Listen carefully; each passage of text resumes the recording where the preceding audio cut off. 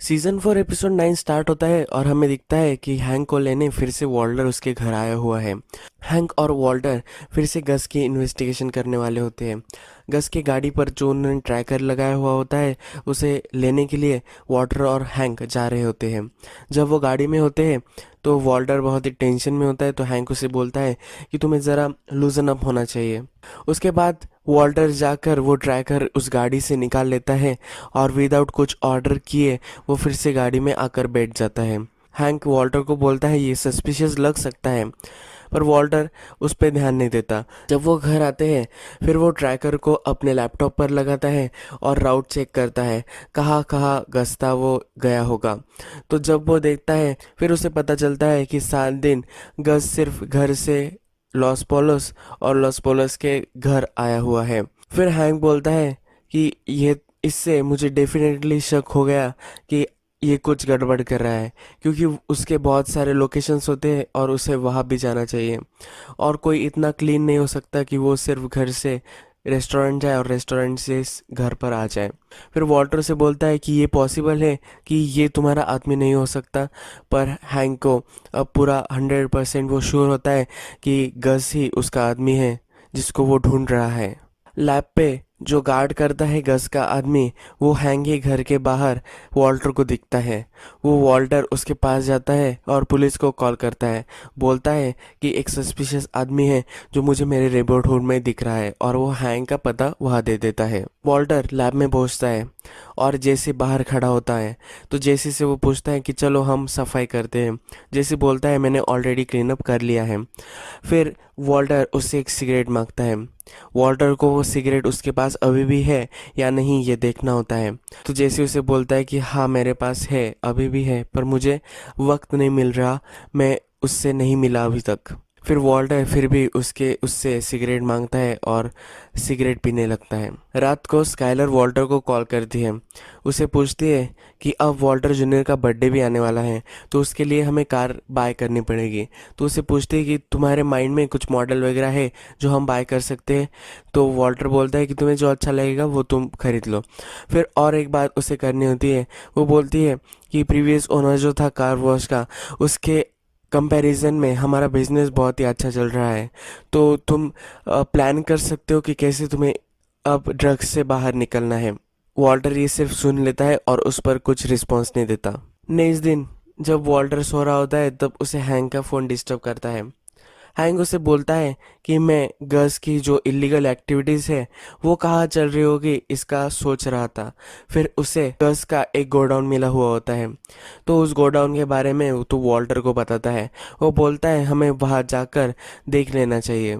Walter उससे बोलता है कि मेरी ज़रा तबीयत ख़राब है। वॉल्टर को हैंक को रोकना होता है उस गोडाउन तक जाने से, तो वॉल्टर उसे बोलता है कि मेरी तबीयत ख़राब है। वो बोलता है कि मेरा पेट बहुत ख़राब है और मैं तुम्हारे साथ नहीं आ सकता। फिर हैंक उसे बोलता है कि मैं किसी और से हेल्प ले लूँगा। वॉल्टर को लगता है कि ये किसी और से हेल्प लेगा तो हमें जो टाइम चाहिए गोडाउन को साफ़ करने का वो नहीं मिलेगा। तो वॉल्टर उसे बोलता है कि मुझे तुम्हारे साथ जाना अच्छा लगता है, कि क्या तुम 1-2 दिन रुक सकते हो, तो हम दोनों एक साथ जाएंगे। फिर वॉल्टर बहुत ही इंसिस्ट करता है, तब हैंक मान लेता है। वॉल्टर फिर माइक को कॉल करता है और एक वार्निंग दे देता है।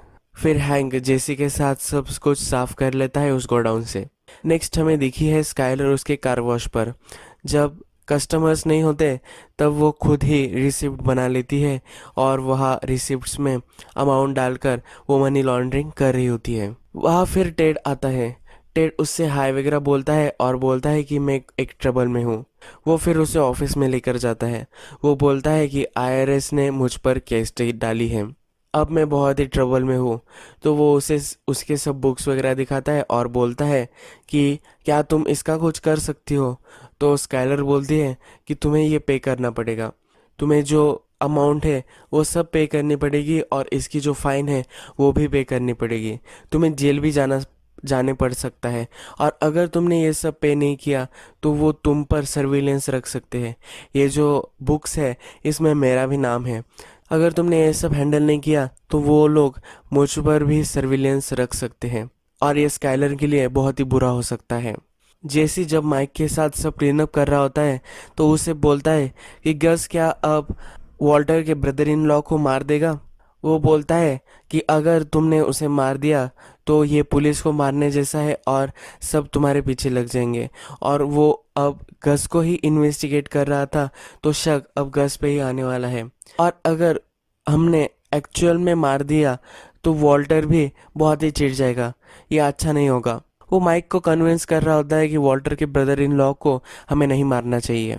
जब वो सब सामान गाड़ी में रख रहे होते हैं तो गस का जो एक आदमी होता है उसका सर पर गोली लग जाती है। एक स्नाइपर होता है, ये स्नाइपर वही कार्टेल का एक आदमी होता है, तो वो स्नाइपिंग कर रहा होता है और इन लोगों को मार रहा होता है। तभी अंदर से गस आ जाता है। गस आकर मैदान में खड़ा हो जाता है। वो छाती चौड़ी कर कर वहाँ खड़ा रहता है। वो इनडायरेक्टली वहाँ खड़ा होकर बोल रहा होता है कि अगर तुम में हिम्मत है तो मुझे मार कर दिखाओ। फिर उस पर कोई भी गोली नहीं चलती। फिर गस हमें कॉल करता हुआ दिखता है। कार्टेल ने उससे कुछ पूछा हुआ होता है कि उसके कनेक्शंस, उसका जो नेटवर्क है वो कार्टेल को यूज़ करना होता है। जो मेथ वो कुक करता है उसकी रेसिपीज़ वगैरह भी उसे चाहिए होती है, यानी कि वो खुद मेथ कुक कर सके। तो इसलिए अब गस यस बोल देता है, क्योंकि कार्टेल उसे बहुत ही परेशान कर रहा है, तो अब वो हाँ बोल देता है। प्रीवियस सीन में हमें जब दिखा था कि गस का जो आदमी था उसे मार दिया गया है, तो उसकी जो बॉडी होती है वो माइक और जेसी वॉल्टर के पास लेकर आते हैं। वो उसे उस बॉडी को डिस्पोज करने को बोलते हैं। वॉल्टर बोलता है कि क्या अब ये रेगुलर थिंग बन जाएगी, मैं इस लैब में मैथ कुक करूँगा और बॉडी डिस्पोज करूँगा। फिर माइक उसे कुछ भी क्वेश्चन ना पूछे ऐसे धमकी दे देता है। जब माइक और जेसी बाहर आते हैं तो जेसी माइक से पूछता है कि वो क्या था। गस डायरेक्टली मैदान में चला गया और वहाँ खड़ा हो गया। तो माइक बोलता है कि कार्टेल को गस की ज़रूरत है, वो उसे नहीं मार सकते। तो फिर जेसी बोलता है कि क्या गस के जो भी आदमी हैं वो ऐसे ही है, वो किसी को भी मार सकते हैं। फिर माइक उसे बोलता है कि अगर तुम्हें इतने सारे क्वेश्चंस हैं तो तुम गस से डायरेक्टली बोल लो। टेड पर जब इंक्वायरी चल रही होती है तो उसे बचाने के लिए स्काइलर आ जाती है। स्काइलर एक ढोंग ले रही होती है कि उसके पास अकाउंटिंग की कोई भी डिग्री नहीं है, और जो इंक्वायरी कर रहा होता है उसके साथ वो बात करने लगती है। अकाउंटेंट का आदमी को पता चलता है कि वो ऐसे प्रोफेशनल कोई सॉफ्टवेयर यूज़ नहीं कर रही। तो फिर स्काइलर उसे बोलती है कि मुझे कुछ भी ज़रूरत नहीं पड़ती। वो उसका एजुकेशन पूछता है। स्काइलर बोलती है कि मैं हमेशा नंबर्स के साथ अच्छी थी, इसलिए मुझे ये जॉब मिला था, यानी कि वो इग्नोरेंस का केस बना रही होती है। फिर टेड उसे पूछता है कि ये तुमने क्या किया। तो स्काइलर उसे बोलती है कि मैंने अब उन्हें दिखा दिया है कि ये सब जो अकाउंट्स थे ये मैंने सिर्फ इग्नोर किए हैं, इसमें फ्रॉड का कुछ भी पता नहीं चलता। इससे अब तुम्हें सिर्फ फाइन और उसके पैसे फिर से पे करने पड़ेंगे। जो तुम्हें जेल में जाने पड़ने वाला था वो तुम्हें अब नहीं जाना पड़ेगा। तुम अब सेफ हो और हम पर वो सर्विलेंस भी नहीं करेंगे। तुम्हें सिर्फ वो पैसे अब पे करने हैं। टेड उसे बोलता है कि मेरे पास कुछ भी पैसे ही नहीं हैं। स्काइलर बोलती है कि तुम जो BMW वगैरह सब यूज़ करते हो वो सेल कर दो, तुम्हारी जो लाइफस्टाइल है वो लो कर दो और तुम ये सब पे कर सकोगे।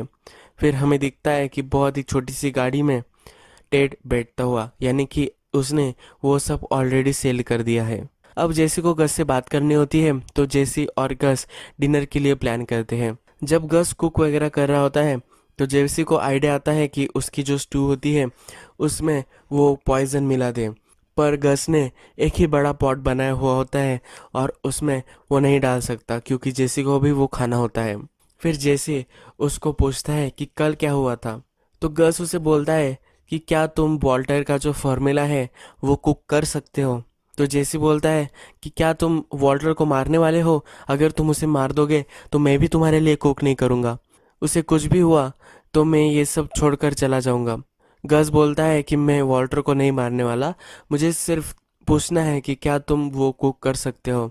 अगर तुम कुक कर सकते हो तो मुझे तुम्हारी ज़रूरत पड़ेगी। हमने जैसे देखा था कि वॉल्टर को अब जेसी पर शक है कि वो गस को नहीं मारने वाला, तो उसने उसके गाड़ी पर ट्रैकर भी लगाया हुआ होता है। तो फिर वॉल्टर जब देखता है कि उस ट्रैकर में जेसी कहाँ कहाँ गया था, तो उसके गस का घर के पता भी उससे दिख जाता है। फिर वॉल्टर बहुत ही चिढ़ जाता है और फिर वो जेसी के घर है। जेसी उसे बोलता है कि मैं बहुत ही ट्रबल में हूँ, गस ने उसको डिनर पर बोला होता है कि उसे कार्टेल के यहाँ जाना है और उनको सिखाना है कि कैसे कुक करते हैं। तो जैसे उसे बोल रहा होता है कि अगर मुझे कुक करना नहीं आया तो मैं मर जाऊंगा, मुझे वो कार्टेल मार देगा, तो मुझे ये बताओ कि ये कैसे करना है। तो वॉल्टर उसे बताता है कि तुम कर लोगे, कुछ भी तुम्हें प्रॉब्लम नहीं आएगा। पर जैसे उससे बहुत ही क्वेश्चंस पूछ रहा होता है, तो वॉल्टर उसे पूछता है कब तुम्हें पता चला कि तुम्हें कार्टेल के लिए भी कुक करना है, क्या गस ने तुम्हें बताया? फिर वॉल्टर जैसे से पूछता है कि तुम्हें मौका मिला था कि तुम गस को मार सकते थे, कल रात को तुम थे, पूरे 2 घंटे तुम उसके साथ थे और फिर भी तुम पॉइजन उसे नहीं दे सके। तो जैसी बोलता है ये तुम्हें कैसे पता, क्या तुम मुझ पर सर्विलेंस रख रहे हो? उन दोनों की इस पर फाइट हो जाती है, जैसी वॉल्टर को बहुत मारता है। यही ये एपिसोड खत्म हो जाता है।